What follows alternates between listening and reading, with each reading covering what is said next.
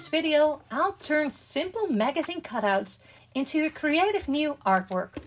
Watch as I mix and match unexpected elements to create something unique.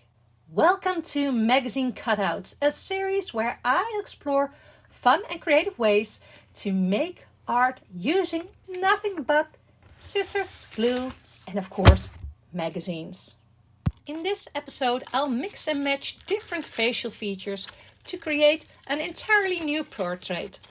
Let's see what happens when we blend styles, expressions, and even different ages. First, go through some magazines. Just flip through to find some inspiration. You don't need anything special at the moment. It's just something that appeals to you. You will make it unique later on. And when you see something, cut it out or tear it out. When you've found everything you wanted to have, you can cut them down even further and decide on which one you are going to use. And when you open up your sketchbook, the fun starts. Because you're going to choose your basic face first. I like this one, but I think I like this one better. This is the canvas we're going to work on. And now we can cut up our other faces to find the facial features that actually fit our new portrait. And this is just playing, see what happens as you go. And I'm going to use her mouth.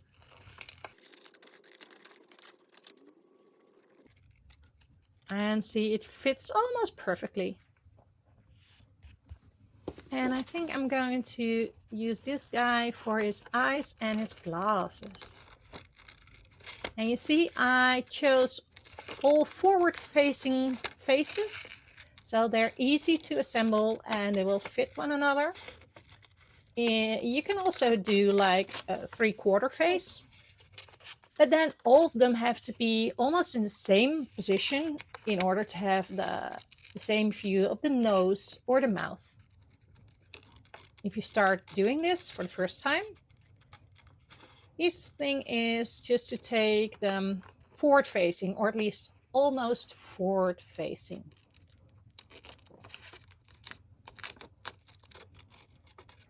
Don't be too precise. You can always trim down parts of the glasses you don't need. Ooh, this looks fun. And immediately the face changes. New eyes, new face. And you know, I'm going to glue this down because I'm pretty sure I'm going to use these. I'm not going to change my mind anymore. Glue them down so I can start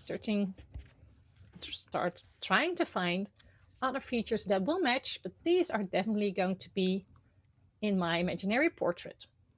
You see, now I've used pictures from magazines, and it's perfectly fine for your sketchbook.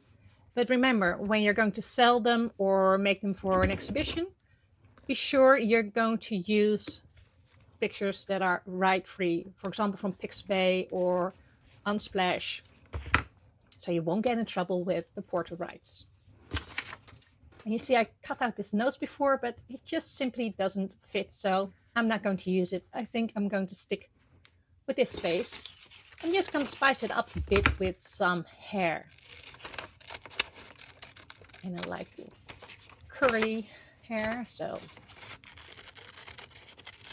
let's see what happens if I add this to the mix. Oh, it feels still a bit strange. It doesn't really fit, but it doesn't matter. If it doesn't fit, we're going to make it fit.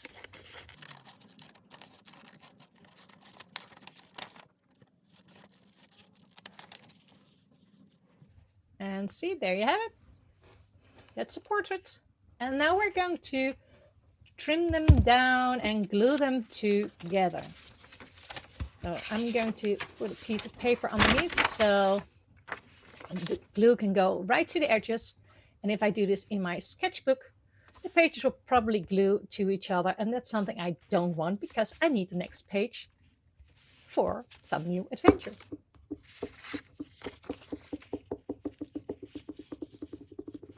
and this looks fine to me. Again, not perfect, but it's my sketchbook. I can do whatever I want. I don't like these shoulders, so I'm cutting them off. But not only because I don't like them, because I can always replace them or put something over them, but also because they don't fit my sketchbook. I'm going to show you. The face is still a bit too large. What happens if I turn it? Yeah, no, I wanted to face it this way, so I have to trim it down a bit. And don't be too precious. This is not a real person. This is your own made-up new portrait.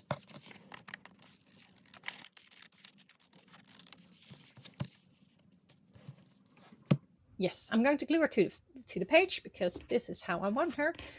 And yeah, my advice was put a piece of paper underneath when you glue it down.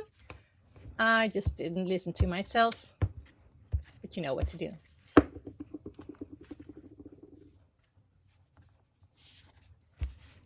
And there she is. She still needs some accessories, I think. I have a butterfly that can spice up her hair, or his hair, or its hair, or their hair.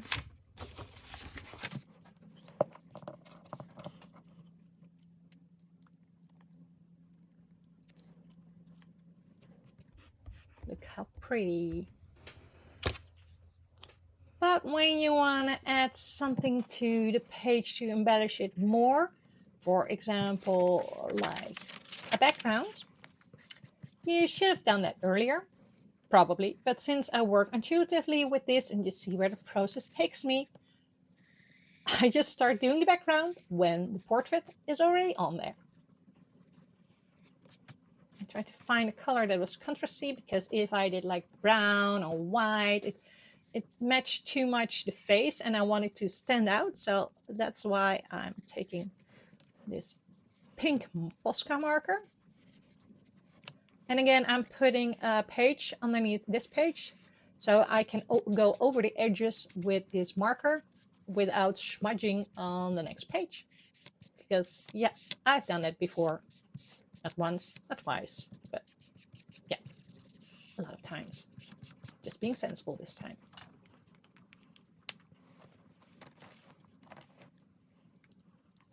And pink, I mean, it looks fun, but I think it could be more fun. So I'm adding some purple dots to the mix. When you think you're going bold, just go a bit bolder. It's your imaginary project. It's your imaginary portrait. And of course, you can keep on adding as much as you like. You can keep on adding with markers. You can keep on adding accessories. You can add some words you actually found in one of those magazines. Just make it fun and exciting. Make it as playful as you want. It's your sketchbook.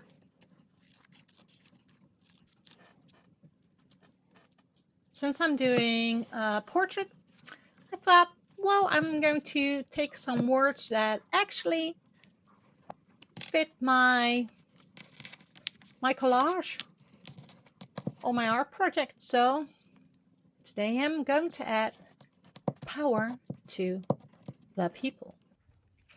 And then you're done. If you enjoyed this video, don't forget to like and subscribe so you won't miss next episode in the magazine cutout series.